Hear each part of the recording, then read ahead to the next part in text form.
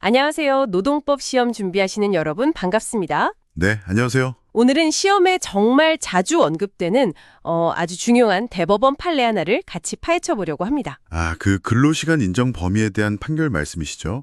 2022-203798. 네, 맞습니다. 이게 또 쟁점이 여러 가지라 오늘 핵심만 쏙쏙 뽑아서 확실하게 정리해 드릴게요. 좋습니다. 시험 준비에 큰 도움이 될 것 같네요. 자, 그럼 바로 시작해 볼까요?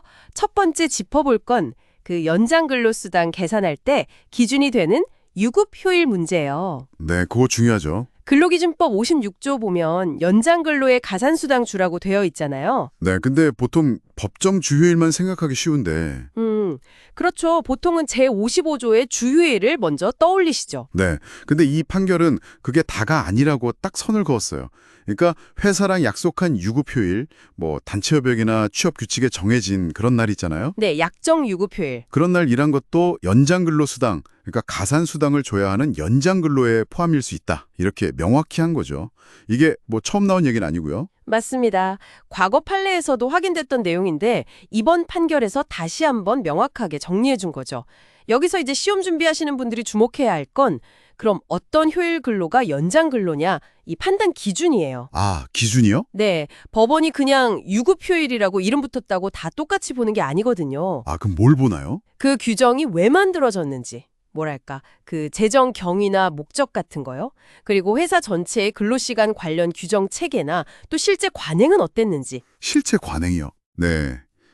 그리고 그날 일했을 때 실제로 어떤 명목으로 돈을 받았는지, 그 액수나 임금 선정 방식은 어땠는지, 이런 걸 다 종합적으로 본다는 겁니다. 와, 되게 여러 가지를 보네요. 그렇죠. 그러니까 형식보다는 실질을 따지겠다는 거예요. 정말 이게 휴일 근로의 성격이 있는지 깊이 들여다봐야 한다는 거죠. 이 구분이 왜 중요하냐면 약정 유급 휴일 근로도 연장 근로로 인정되면 당연히 수당 액수가 달라지니까요. 그렇군요. 실질적인 내용을 따져봐야 한다. 이거 꼭 기억해야겠네요. 네, 핵심입니다. 자, 그럼 휴일 얘기는 이 정도로 하고 또 하나 중요한 쟁점이었던 교육시간 문제로 넘어가 보죠. 근로자가 교육받는 시간, 이것도 근로시간으로 봐야 할까요? 이것도 아주 중요한 포인트죠. 이 판결은 그럴 수 있다고 봤습니다. 그럴 수 있다고요? 네, 핵심은 사용자의 지휘 감독 아래 있었느냐 이 여부인데요. 꼭 사용자가 직접 교육받아라고 명시적으로 지시하지 않았더라도요. 지시가 없어도요? 네, 예를 들어 단체 협약이나 취업 규칙 같은데 교육 이수가 의무로 규정되어 있다면 그 시간에 교육을 받는 건 사용자의 지휘 감독 아래에 있는 걸로 볼 수 있다는 거죠. 그럼 근로시간에 해당할 수 있고요. 그럼 이것도 어떤 기준으로 판단해야 할까요? 이것도 이것저것 다 봐야 하나요? 맞습니다. 여기서도 법원은 종합적 고려를 또 강조합니다. 또 종합적이군요. 네, 단순히 교육이라는 이름만 보는 게 아니라 그 계약이나 규칙 내용이랑 취지가 뭔지, 또 교육 내용이 실제 내가 하는 일이랑 얼마나 관련이 있는지, 업무 관련성. 네, 그리고 누가 교육을 시키는 건지, 그 주체 문제, 또 사용자한테 법적으로 그 교육을 시킬 의무가 있는지 없는지, 또 빠졌을 때 불이익 같은 건 없는지, 이런 사정들을 다 따져봐야 한다는 겁니다. 기준이 생각보다 더 복잡한데요? 그렇죠. 그러니까 어느 한 가지만 보고 이건 근로시간이다 아니다 이렇게 딱 잘라 말하기는 어렵다는 거예요. 여러 요소를 저울질해서 이게 정말 일의 연장선에 있는 활동인지 판단하는 거죠. 알겠습니다. 이 사건에서는 특히 그 여객자동차 운수사업법에 따른 운수종사자 보수교육 시간이 문제됐다고 들었어요. 이게 법에서 받으라고 정해놓은 교육인데 이것도 근로시간으로 본 건가요? 네, 결론적으로 법원은 그렇다고 판단했습니다.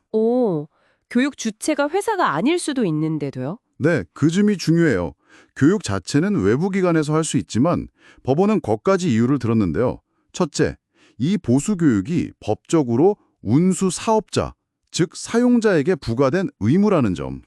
근로자가 아니라 사업자에게 의무가 있다. 그렇죠. 둘째, 이게 사실상 운전 업무를 계속하기 위한 필수 요건이라는 점. 이걸 안 받으면 일을 못하니까요. 셋째, 이걸 안 받으면 사업자가 허가 취소 같은 아주 큰 불이익을 받게 된다는 점. 사업자한테 불이익이 크군요. 네. 그리고 넷째, 결정적으로 해당 회사 내부 규정, 그러니까 취업 규칙이나 단체 협약에서도 이 교육을 꼭 받으라고 의무화하고 있었다는 거예요. 회사 규정에도 있었다고요? 네, 이런 점들을 다 종합해보면 형식적으로 누가 교육을 시키든 간에 실질적으로 봤을 때는 근로 제공이랑 사업 유지에 꼭 필요한 활동 아니냐, 그러니 근로시간으로 봐야 한다, 이렇게 판단한 겁니다. 와, 정말 실질적인 내용을 깊게 봤네요. 맞습니다. 자, 그럼 시험을 앞둔 여러분을 위해 오늘 내용 핵심만 다시 정리해 보겠습니다. 첫째, 네, 단체 협약이나 취업 규칙 같은 데서 정한 약정 유급 휴일에 일한 것도 연장 근로수당 계산에 포함될 수 있다. 그렇죠. 실질을 따져서요. 둘째, 어떤 시간이 근로시간인지는 계약, 규정, 관행, 임금 지급 실태 등등 구체적인 사정을 종합적으로 그리고 실질적으로 판단해야 한다. 네, 형식보다는 실질. 셋째, 법에서 받으라고 한 의무 교육이라도 그게 업무나 사업 운영에 필수적이고 회사 내부 규정으로도 이수를 강제한다면 근로시간으로 인정될 가능성이 높다. 맞습니다.